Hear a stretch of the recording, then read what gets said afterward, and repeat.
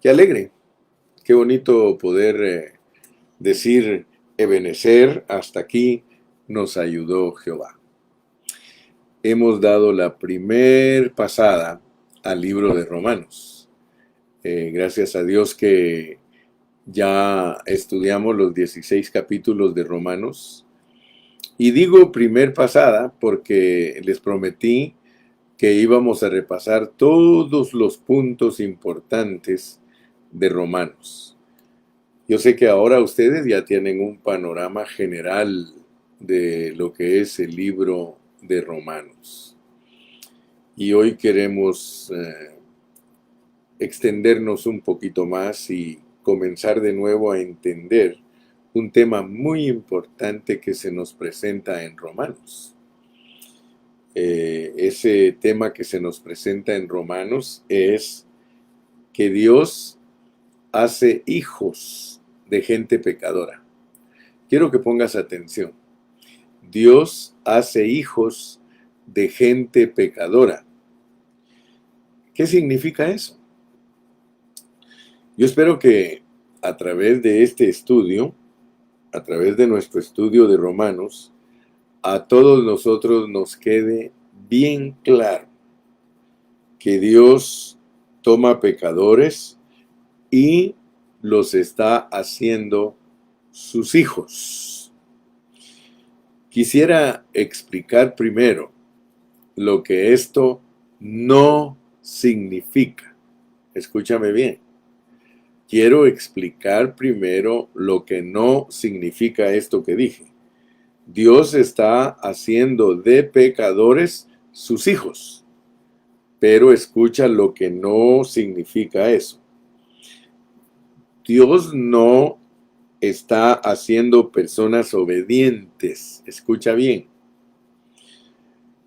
No está haciendo personas obedientes de personas desobedientes. Ni tampoco está haciendo gente buena de gente mala. No, tampoco está haciendo religiosos de gente incrédula. Tampoco está haciendo esclavos de ambiciones. No, no, no, no. Él hace hijos de pecadores. Entonces quiero que tú te concentres bien en lo que vamos a hablar, porque lo que Dios está haciendo es sus hijos de pecadores, lo cual es un asunto que tiene que ver con la vida que Dios nos ha dado.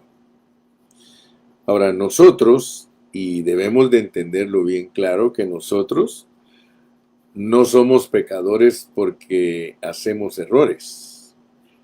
De hecho, nosotros estamos constituidos de pecado. Nosotros somos pecado haciendo pecados. Nosotros no somos pecadores porque hacemos pecados, sino que hacemos pecados porque nosotros nacimos en pecado. Entonces nosotros cometemos pecados porque nuestra naturaleza es pecaminosa. Ahora, que seamos hechos hijos de Dios, eso es un asunto de vida.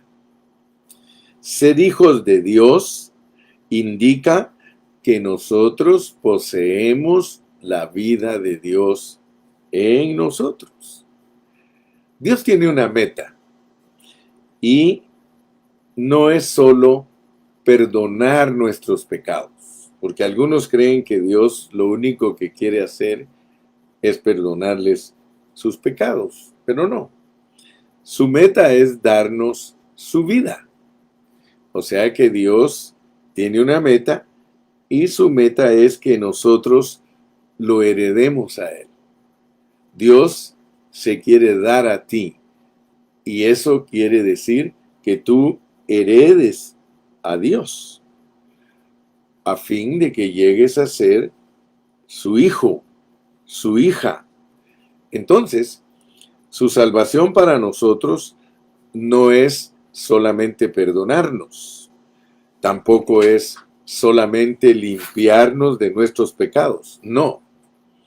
Él nos imparte su vida para constituirnos con su naturaleza a fin de que nosotros podamos ser su gloria, que podamos ser los que lo expresamos. Entonces, cuando en la Biblia se nos habla a nosotros de adopción, es que nosotros somos recibidos por Dios como algo que Él ha ganado por medio de formarse en nosotros, por medio de su vida y naturaleza. Nosotros tenemos que entender lo que Dios está haciendo y lo que no está haciendo. Así que con esta pequeña introducción, yo creo que tú vas a entender lo que significa que Dios está haciendo de pecadores sus hijos. Pero tienes que tener cuidado de entender lo que Dios no está haciendo. Y me gustaría repetírtelo para que te quede bien clarito este asunto. Porque Dios, te dije que no está haciendo personas obedientes de personas desobedientes. No. Dios tampoco está haciendo gente buena de gente mala, ni tampoco está haciendo religiosos de gente incrédula. Dios está haciendo algo que es superior a eso. Él está impartiendo su vida en nosotros para que nosotros vengamos a ser iguales a Él en vida y naturaleza. No en deidad, porque Dios no está produciendo dioses con mayúscula. Él está produciendo dioses con minúscula. Aleluya. Abre bien tu corazón y tu espíritu en esta mañana, porque la meta de Dios no es solamente perdonarnos de nuestros pecados, sino que su meta es darnos su vida. Entonces, abrámonos a ello. Si tú te abres a ello, te vas a dar cuenta que Dios es maravilloso. Entonces vamos a desarrollar 3 puntos en esta mañana. Y el primer punto que yo quiero que tú recibas en esta mañana, no como conocimiento, sino como vida, es de que Pablo recibió revelación de Dios para esto que estamos hablando. Fue la revelación del plan de Dios.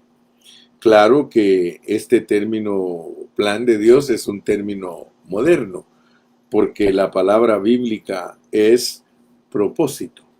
Te invito a que veas conmigo en Efesios capítulo 3, en los versículos 10 en adelante. Mira cómo dice. Dice, para que la multiforme sabiduría de Dios sea ahora dada a conocer por medio de la iglesia. O sea que la iglesia la usa Dios para dar a conocer su multiforme sabiduría. ¿A quién quiere Dios que le demos a conocer su multiforme sabiduría? A los principados y a las potestades que están en los lugares celestiales. ¡Wow! Debe de impresionarnos eso, que Dios, a través de nosotros, dice que da a conocer a las potestades en los cielos lo que es la multiforme sabiduría de Dios. ¿Habías pensado tú alguna vez que Dios, por medio del hablar nuestro, Él está revelándole cosas a las potestades que están en los cielos? Porque dice que eso lo hace conforme al propósito eterno. Por eso te dije que Dios tiene un plan. La palabra plan es un término moderno. El término que usa Dios en la palabra para mostrarnos a nosotros dice que es un propósito eterno que hizo. en Cristo Jesús, nuestro Señor. Gracias a Dios por esto. Sí, o sea que Dios tiene un propósito eterno. Y la palabra propósito realmente quiere decir plan. Por eso podemos con una palabra moderna decir que Dios tiene un plan eterno. Y te dije que ese plan es producir muchos hijos para sí mismo, con su vida, y Dios produce esos hijos con su propia vida. O sea que Dios es el que produce a sus hijos. Nosotros no podemos producirnos a nosotros mismos, sino que Dios produce a todos sus hijos. Esto nos indica que Él se ha propuesto producir muchos hijos a su semejanza. Gloria a Dios. O sea que nosotros obtenemos a Dios como nuestra vida, de manera que estos hijos son producidos mediante la vida de Dios. Es la vida de Dios la que produce los hijos de Dios. Nosotros, debido a esa vida que Dios puso en nosotros, nosotros llegamos a ser sus hijos. Nosotros somos nacidos de Él. Pero esa no es la meta final de su propósito. Nosotros estudiamos todos los días la Biblia, porque nosotros queremos pegar en el centro. Fíjate que la meta de Dios no es tener muchos hijos. Eso es parte de su plan. Eso es parte de su propósito. Su propósito es edificarnos juntos a todos esos hijos en un solo cuerpo, que es su iglesia. Por eso tú te recuerdas que en Mateo 16, Él dijo, y sobre esta roca edificaré mi iglesia. Entonces, si nosotros sabemos la meta de Dios, y creo que ya la estás entendiendo, si sabes que la meta de Dios es producir muchos hijos por medio de su vida para formar su iglesia, para edificar su iglesia, entonces yo quiero que veas que el concepto básico de Romanos es que Dios está haciendo de pecadores sus hijos para que sean un cuerpo que lo expresa. ¡Wow! Esto es maravilloso, hermano. Por eso te recuerdas que cuando llegamos al capítulo 8 de Romanos, de allí en adelante se abarca este tema en la Biblia. Y yo quiero que seamos impresionados con el libro de Romanos, porque no hay ningún libro en la Biblia, ni hay ninguna otra epístola que tenga tan bien organizado el propósito de Dios como lo tiene Romanos. Tú eres afortunado. Yo soy afortunado. La realidad es que cuando nosotros estudiamos la Biblia, eso viene como un privilegio de Dios para nosotros. Ya hablamos bastantes veces que Romanos es una epístola que tiene 8 secciones. Así, hablando de Romanos en una forma general, tiene 8 secciones. Tenemos la introducción, tenemos la condenación, tenemos la justificación, tenemos la santificación, tenemos la glorificación, tenemos la elección, tenemos la transformación y la conclusión. Así está dividido Romanos en 8 secciones generales. Pero si nosotros queremos alcanzar a ver en una forma más práctica el mensaje de Romanos, podríamos decir que tiene 3 secciones. O sea, el estudiante puede agenciarse de herramientas para entender mejor la Biblia. Y yo a veces les digo, bueno, este libro tiene 8 secciones generales. Si quieren la ponemos en 2 partes, o si quieren la ponemos en 3 partes. Y esto es maravilloso, porque poniéndolo este libro en 3 secciones, nosotros encontramos que la primera sección es del capítulo 1 al 8. La segunda sección es del capítulo 9 al 11. Y la tercera sección es del capítulo 12 al 16. Fíjate bien lo que te estoy enseñando en esta mañana. Yo no estoy diciendo que Romanos no tiene 8 secciones. En una manera general, Romanos tiene 8 secciones que tenemos que visualizarlas. Pero en una forma más reducida, podemos decir que tiene 3 secciones. Te doy una ilustración para que entiendas más lo que estoy diciendo.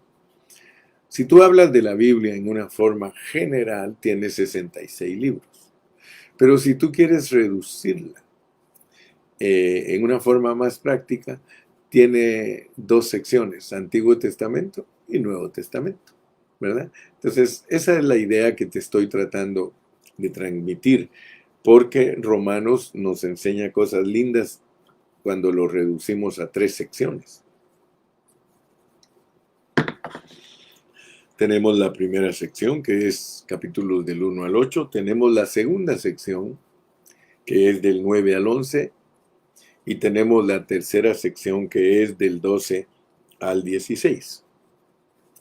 La primera sección no trata, escúchame bien, no trata con el cuerpo de Cristo, sino que trata de una salvación personal, de una salvación individual de todos los que creemos en Cristo Jesús. Entonces, la sección del 12 al 16, ¿qué es lo que cubre? Te voy a repetir de nuevo porque en la ley de repetición está el aprendizaje. Cuando tú estudias Romanos en 3 secciones, Romanos capítulo 1 al 8, allí el Señor te enseña lo que es la salvación personal, la salvación individual de todos los creyentes. En los capítulos del 9 al 11, algunos estudiantes de la Biblia dicen que es un paréntesis y cubre el haber sido escogidos y seleccionados por Dios y predestinados. Y luego, del capítulo 12 al 16, ahí se nos muestra el cuerpo de Cristo, la iglesia, los muchos hijos del capítulo 8, tú los encuentras en el capítulo 12 al 16, pero ya funcionando. Quiero que pongas atención a estos conceptitos. Aquí no se trata de la vida. Ellos ya fueron tratados en la primera sección, así que los cristianos que tú encuentras en la sección del 12 al 16 son los hijos de Dios funcionando. Entonces nota pues que hay diferencia entre ser hijos de Dios constituidos por su vida a ser los miembros del cuerpo de Cristo. Se puede decir que en Efesios nos presentan con toda claridad esos conceptos, porque en Efesios una cosa es ser familia de Dios y otra cosa es ser miembros del cuerpo de Cristo. Entonces, no pierdas de vista esto porque esto te ayuda mucho a entender Romanos.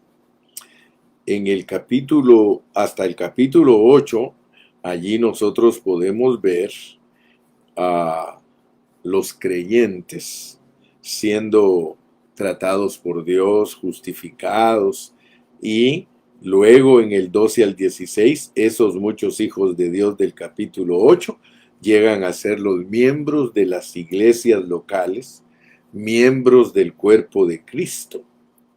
Ahora, fíjate pues, aquí en el capítulo 12 al 16, ahí ya no se trata de la vida.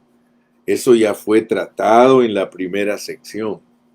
En el 12 al 16 se trata de la función. Nunca te olvides que nosotros como cristianos en Romanos tenemos vida y tenemos función. Los muchos hijos operan como miembros. El hecho de que somos hijos es un asunto de tener la vida de Dios en nosotros.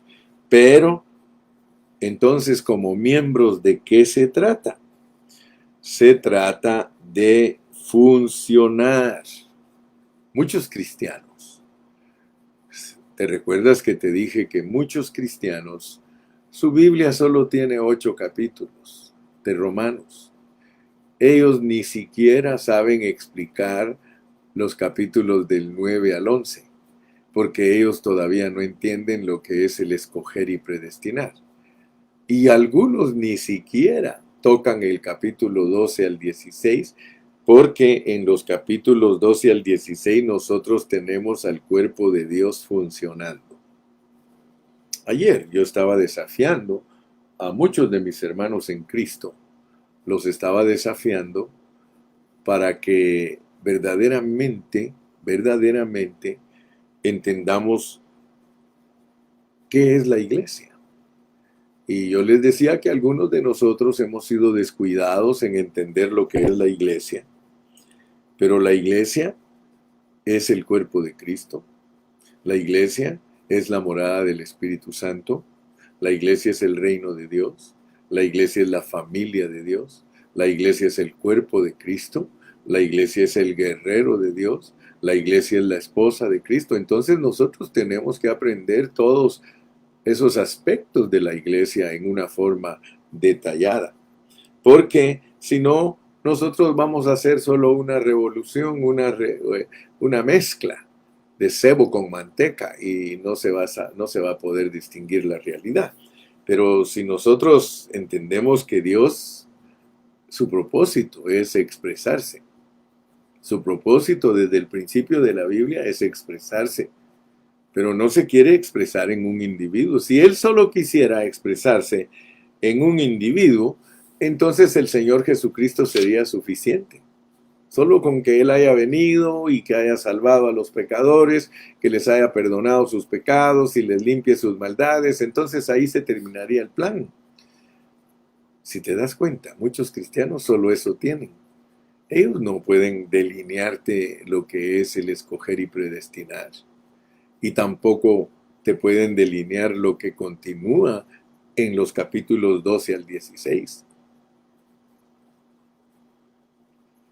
Pero gracias a Dios, porque nosotros hemos alcanzado a ver el cuerpo de Cristo. Muchas veces lo hemos dicho y lo volvemos a repetir porque repitiendo es que nosotros aprendemos. Cuando al niño le repites y le repites y le repites las cosas, el niño va aprendiendo y el niño va creciendo y se va desarrollando.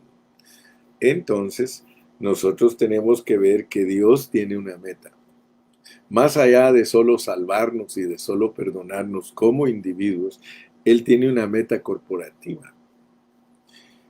Fíjate que durante todos estos años que yo he estudiado la palabra, yo me he dado cuenta que muchos de nosotros los cristianos nos conformamos a veces con saber las cosas a medias, lo cual significa conocer las cosas superficialmente. Pero a Dios no podemos conocerlo superficialmente solamente porque entonces nos perdemos de mucha bendición. El cuerpo de Cristo es la plenitud de Cristo. El cuerpo de Cristo es la plenitud de Cristo. Tú que lees la Biblia, a ti que te gusta aprender, cuando en la Biblia se habla de plenitud, se está hablando de expresión. Por ejemplo, cuando tú hablas de que la iglesia es la plenitud de Cristo, es el cuerpo, porque Cristo es la cabeza. La cabeza expresa todas sus ideas y todo lo que quiere a través del cuerpo. Entonces el cuerpo es la plenitud de la cabeza. Cuando a ti te hablan de que la iglesia es la plenitud de Cristo, sencillamente te están diciendo que la iglesia es el medio por el cual Cristo se expresa, el medio por el cual se da a conocer. Entonces nuestra salvación tiene dos aspectos, tiene un aspecto individual y tiene un aspecto corporativo. Quiero decirte que el propósito de Dios no se puede cumplir por medio de individuos. El propósito de Dios solo se puede cumplir por medio de una corporación, por medio de un cuerpo, algo corporativo. Dios no te está llamando a ti solito. Eso es tu salvación personal, pero no es la meta de Dios.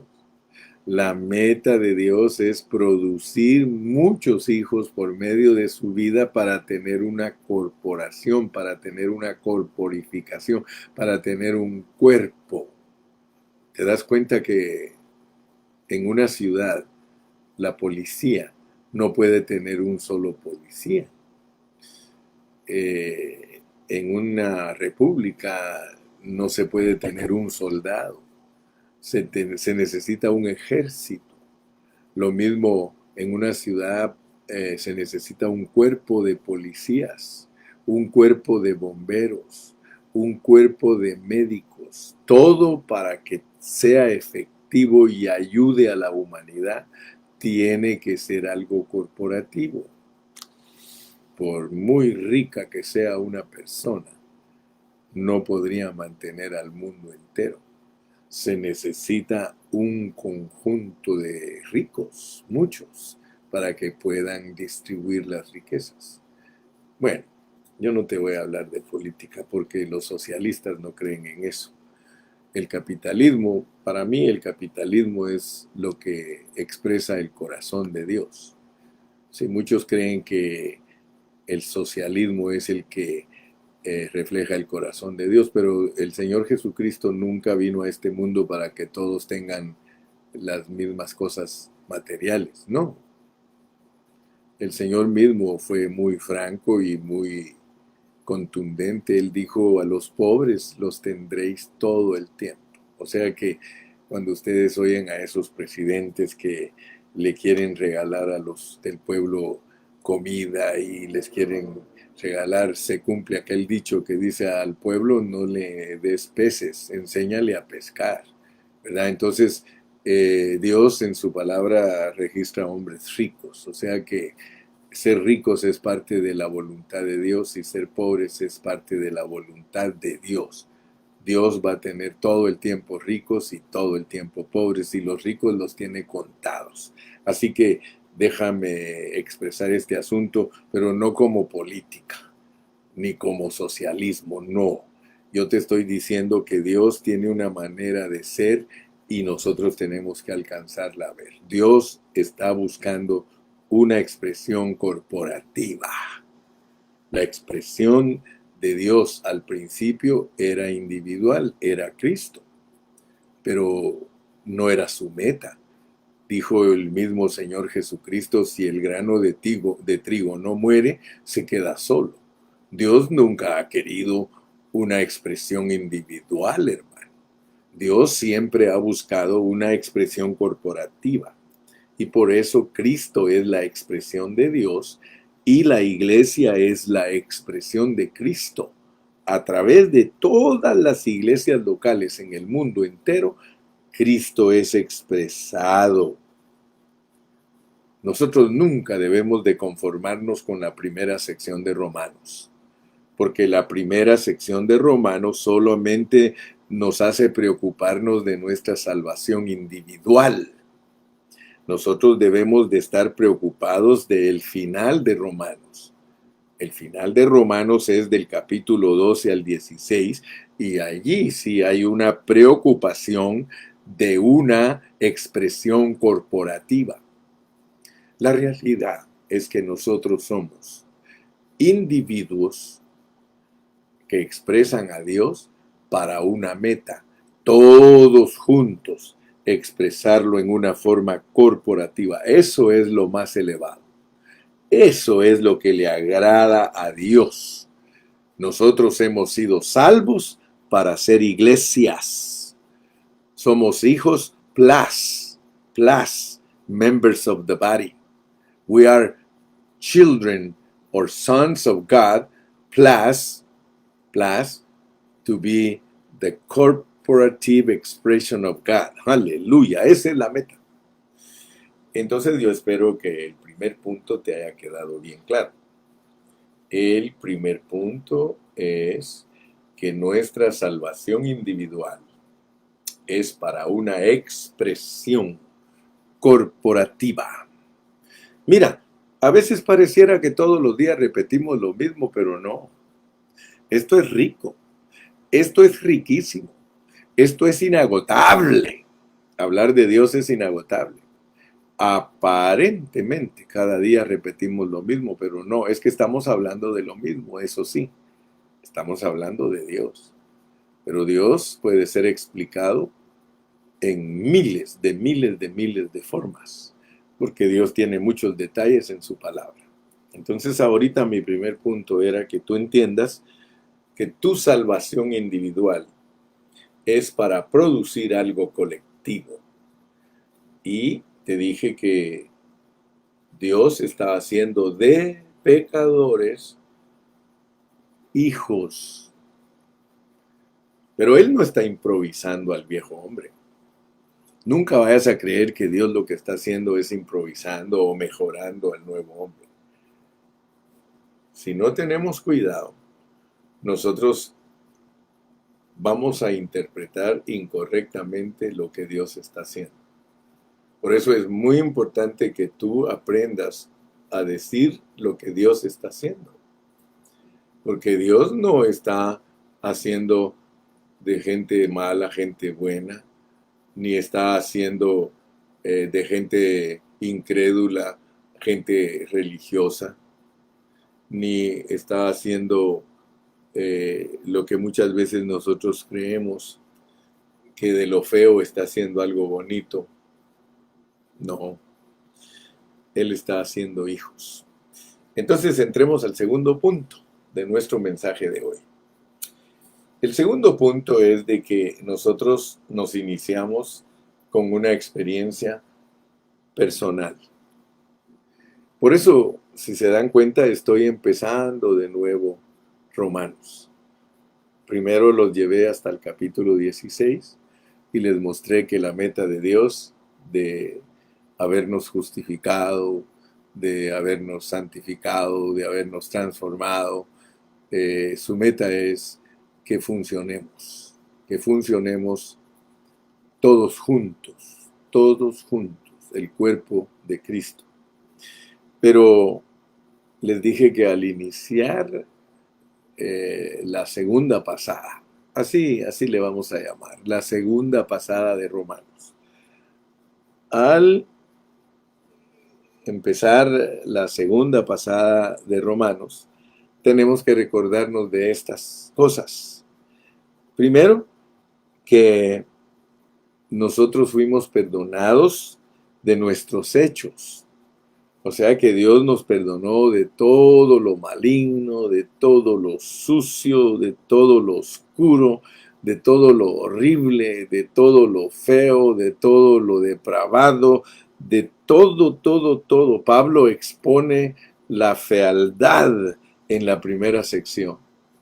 Ahí no habla todavía de nuestras personas. Si tú lees cuidadosamente la primera parte de Romanos, te vas a dar cuenta que no está hablando de nuestras personas, sino que Pablo comienza hablando de nuestras acciones. O sea, en el principio de Romanos, Pablo nos muestra la manera en que nosotros actuamos. Y les vuelvo a repetir, él nos enseña que nosotros pecamos porque somos pecado. Porque muchos creen que una persona es pecadora porque peca. No, una persona es pecadora porque nace pecadora. La herencia que obtuvo de su padre Adán y Eva, esa herencia la trae como su naturaleza. Entonces nosotros no pecamos para que nos digan que somos pecadores, sino que pecamos porque ya somos pecado. En nosotros no hay nada bueno. Y el apóstol presenta como primera instancia, él presenta la condición en que nosotros estábamos. Seguido a eso, el apóstol nos muestra en el capítulo 5 y versículo 12 en adelante lo que nosotros somos. Fíjate, no solo lo que hicimos, sino lo que somos. ¿De verdad tú, hermano, estás consciente de lo que tú eres? ¿Verdaderamente el hermano Carrillo está consciente de lo que él es? Fíjate que yo soy pecado haciendo pecados. ¿Sí?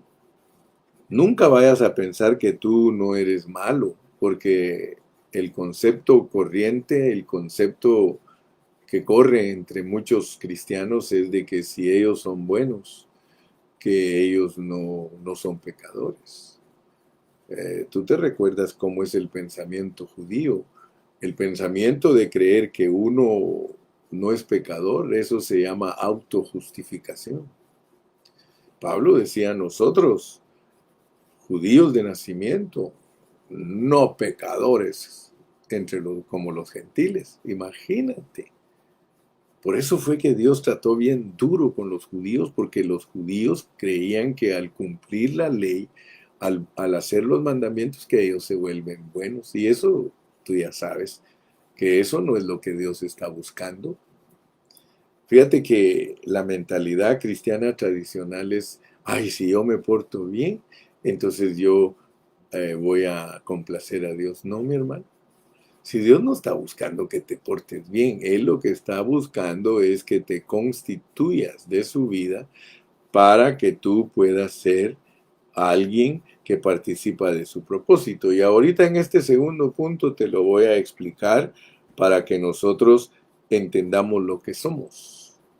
Fíjate, nosotros no somos malos por el fruto que damos. Fíjate, nosotros no somos malos por el fruto que damos. Ay, hermano Carrillo, ¿me lo puede explicar, por favor? Sí, se puede ilustrar con cualquier árbol, con cualquier árbol. Fíjate que el manzano antes de dar manzanas ya es manzano. El naranjal antes de dar naranjas ya es naranjal. Entonces, ¿cómo se conoce un naranjal? Por su fruto. Tú puedes decir: ese árbol es naranjal porque da naranjas. Pero, ¿él es naranjal hasta que da naranjas? No. Él es naranjal antes de dar naranjas. Ya cuando da naranjas, él está expresando lo que él es. Pues te estoy poniendo esta ilustración para mostrarte que tú y yo somos pecado. Aún antes de pecar somos pecado. Entonces, ¿cuándo es que se manifiesta lo que somos? Cuando empezamos a practicar los pecados. Pero te das cuenta que tú ya eras pecador. Por eso te lo ilustré. Pablo nos enseña que Dios de pecadores nos hace hijos.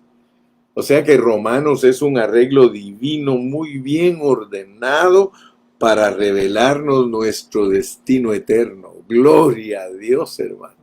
Gloria a Dios, mira, por este libro de Romanos, porque este libro de Romanos nos muestra totalmente cómo es nuestra salvación completa y nos muestra totalmente lo que Dios se ha propuesto hacer con nosotros. Aleluya. O sea que el primer paso de Dios es convencernos de lo que somos. Mira, ninguno de nosotros va a ser atraído por Dios a lo que Él es si no le dicen lo que es.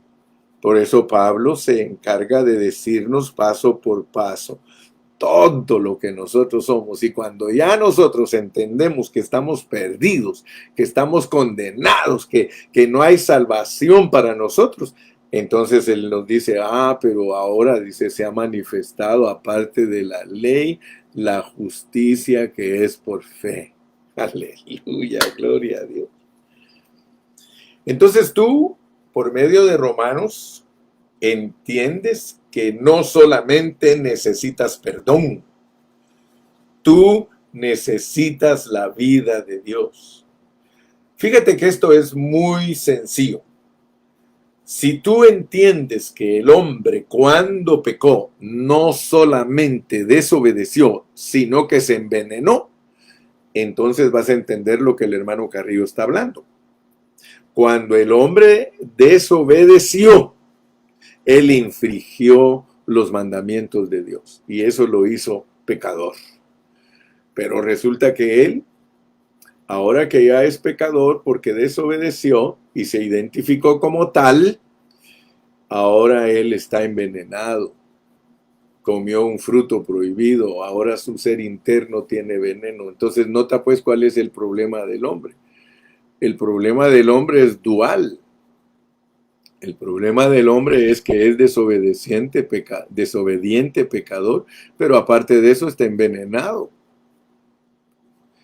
Entonces él necesita dos cosas. Necesita dos cosas. Él necesita el perdón de quien él ofendió. Él necesita el perdón de su creador. Necesita el perdón de su Dios. Pero aparte de eso, necesita ser reemplazado. Porque ahora es un hombre desobediente y envenenado. Ahora necesita la vida. Porque solo la vida de Dios nos puede reemplazar. Nosotros no necesitamos ser arreglados, hermano. A nosotros no se nos hace necesaria una manita de gato, dice mi hermana Meli. Se nos hace necesario un zarpazo de tigre. Dios no está tratando de mejorar al hombre viejo, hermano. Olvídate. Él lo que está tratando es de reemplazarlo. Reemplazar quiere decir que necesitamos regeneración, ser otros. Nosotros necesitamos ser Cristo para complacer a Dios. No hay otro reemplazo, hermano. No trates de justificarte a sí mismo. Tienes que dejar que la vida de Cristo se forme en ti.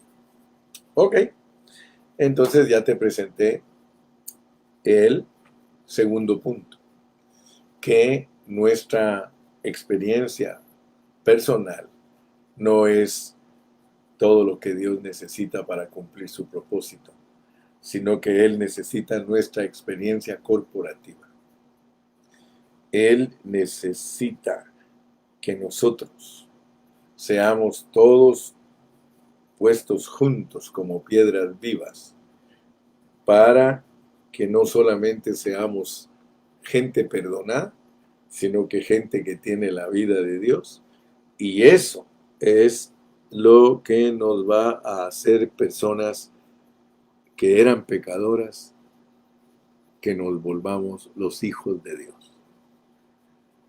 ¿Se recuerdan cuando estudiamos Efesios? Hablamos de que el material que Dios usa para edificar es un material que Él transforma.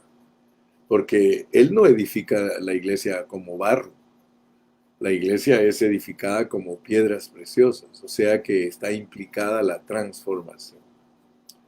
Terminemos en esta mañana pues con nuestro tercer punto, porque les dije que solo tengo 3 puntos, pero que nos deben edificar en esta mañana. Así que la conclusión de nuestro estudio de esta mañana es que nos hagamos una pregunta. ¿Cómo puede Dios hacer hijos de Él de una clase de gente que da lástima? Nosotros damos lástima, hermano. Nuestra condición es una condición que da lástima. Valga la redundancia, lástima que muchos no han visto lo que son. Dios es el que tiene que hacer la obra.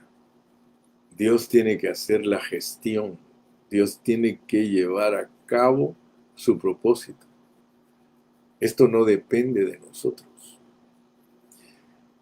Nosotros dependemos de Dios. Dios entonces nos procesa. Nunca se te olvide que Dios, para poder hacerte hijo de Él, te procesa. Porque estamos hablando de convertir algo que es inmundo, algo que es oscuro, maligno, feo, sucio, que lo vuelvan algo que brille como oro. Por eso la Biblia está llena y saturada de la transformación y de la conformación, de la santificación. Fíjate. Pero si nosotros no estamos conscientes del material que somos, hermano, ¿cómo vamos a cooperar en el proceso? Entonces lo primero que tú tienes que saber es que necesitas la justicia de Dios. Porque hay tres cosas por medio de las cuales Dios nos hace sus hijos. La primera es la justificación. La segunda es la santidad de Dios. Y la tercera es la gloria de Dios. Si tú estudias la Biblia con mucha responsabilidad, tú te vas a dar cuenta que nosotros perdimos la justicia, perdimos la santidad y perdimos la gloria. La justicia, perderla, es que uno no es justo ante Dios. Eso se perdió. El hombre no es justo ante Dios. O sea que no llena los requisitos de la justicia de Dios. Por eso la Biblia dice que justo hay solo uno. Solo Dios es justo. Y esa justicia la perdió el hombre con su desobediencia. Pero no solo perdió la justicia, también perdió la santidad de Dios. O sea, la santidad de Dios es que el hombre, antes de caer, estaba absolutamente dedicado a Dios y estando en comunión con Dios. Perder la santidad es buscar otras cosas que no son Dios. El hombre al principio, cuando fue creado, él era justo, él era santo y él era glorioso, él podía expresar a Dios.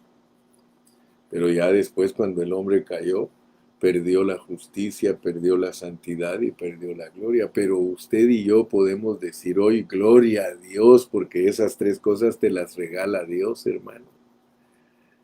Dios está tan gamonal para nosotros que Él quiere regalarnos lo que Él es. Y por eso lo primero que te regala es la justicia. ¿Qué es recibir la justicia, hermano? Recibir la justicia es que Dios te hace justo, te abriga, te cubre tu desnudez.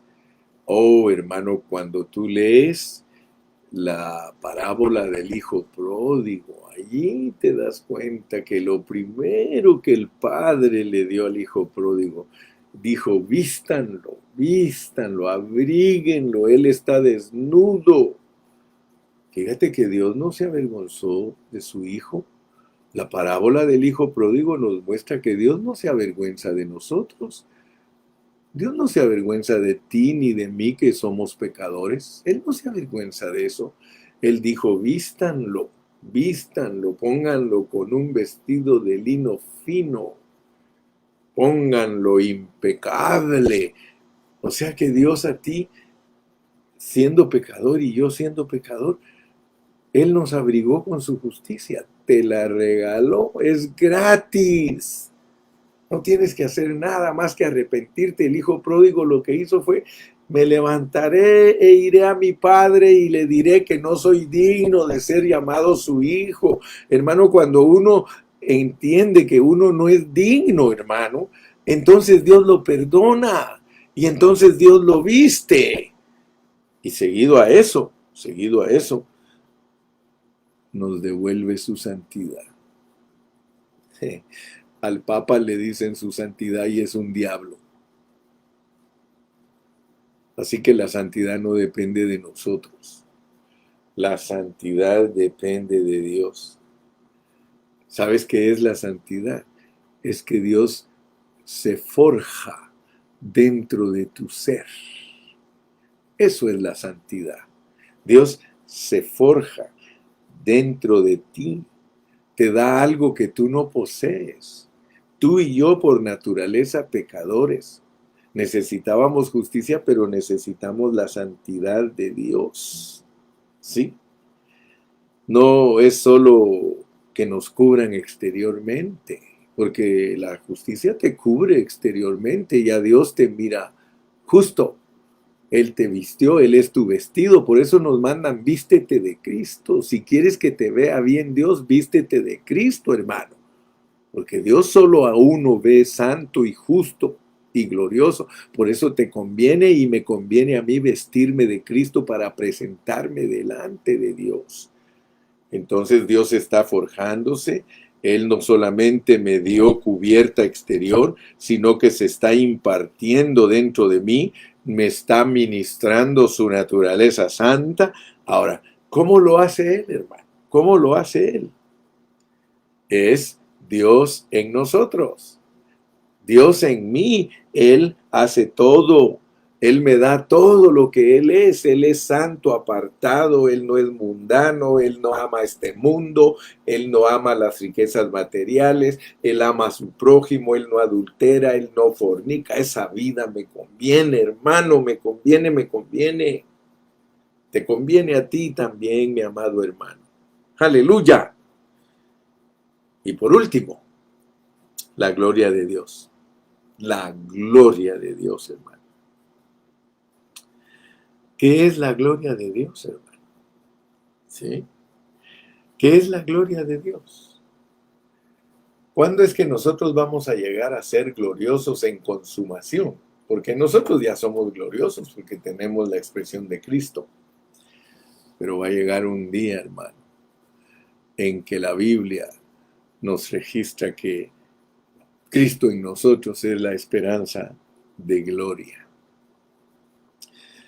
Fíjate que va a llegar el día que Dios te va a dar un cuerpo que es diferente a este cuerpo físico. Es este mismo cuerpo, pero glorificado. A mí a veces me preguntan los hermanos, hermano, ¿cómo iremos a ser glorificados? De acuerdo a la pureza de la palabra. Cuando Cristo resucitó, Él era igual que cuando andaba caminando aquí, solo con una diferencia, que su cuerpo estaba glorificado. Pero nunca vayas a tener la idea de un cuerpo glorificado como algo que no se puede tocar. Sí se puede tocar. Él mismo glorificado les dijo, meted vuestros dedos en mis agujeros donde me pusieron los clavos. Sí. Él se mostró ya resucitado, igual, es más, hasta pidió que le dieran de comer. Muchos creen que cuando ya estemos glorificados no hay que comer, hermano. No me vayas a decir que no te gusta comer, ¿verdad que es rica la comida? Pues cuando ya nosotros estemos resucitados vamos a comer. ¿Y qué vamos a comer? Dice que el árbol de la vida va a dar 12 frutos y que va a ser nuestra comida. Vamos a ser vegetarianos. Vamos a ser vegetarianos espirituales, espirituales vegetarianos. No vayas a creer que te estoy hablando de cosas literales, pero tengo la leve sospecha de que ese fruto nos presenta a Cristo en forma vegetal. En la eternidad el Cristo es vegetal. Ahorita el Cristo es animal, cordero, pero también fue vegetal, grano de trigo, harina. Así que yo quiero decirte que solo te estoy ahí dando unas ideas que te ayuden a pensar, pero en la eternidad nos vamos a comer a Cristo mensualmente, o sea, va a ser seasonal, va a ser de acuerdo a las estaciones. Aleluya. Por lo menos dice que nos van a dar de comer a Cristo en 12 diferentes maneras. Autoridad es el 12, La autoridad de Cristo se va a manifestar en el reino del cielo nuevo y la tierra nueva en una forma tremenda, hermano. Así que ahorita, con solo que entiendas que ya Dios te dio su justicia, que te está dando su santidad y que eventualmente te va a glorificar, entonces todo tu ser, espíritu, alma y cuerpo, serán irreprensibles para que entremos a la siguiente esfera. Nosotros necesitamos la justicia, necesitamos la santidad y necesitamos la gloria. Y Dios, ahorita mismo, está procesándose en nosotros para llevarnos a la consumación. Que Dios te bendiga en esta mañana. El hermano Carrillo te saluda desde aquí de California. Recibe un saludo cordial y despídete con un buen saludo. Despídete con un buen saludo, por lo menos pon ahí bendiciones a todos los santos. Bendiciones, hermano Carrillo. Que Dios lo guarde. Ora por mí siempre, hermano. Yo necesito mucha oración de parte tuya. Ora por mí para que Dios siempre me dé sabiduría para poder presentar esta palabra en una forma sencilla y entendible. Es todo lo que le pido a Dios, para que me pueda entender todo aquel que sabe leer y escribir. No necesitan ser personas eruditas para entender el mensaje precioso. Solo necesitamos ser humildes, ser humildes. Y el Señor Jesucristo lo dijo: aprended de mí, que soy manso y humilde. Hermano, yo quiero cada día aprender a ser más manso y más humilde. Óigame bien, no dije más menso, más manso y humilde. Que Dios me los bendiga. Gracias, hermanos, por conectarse. A cada uno de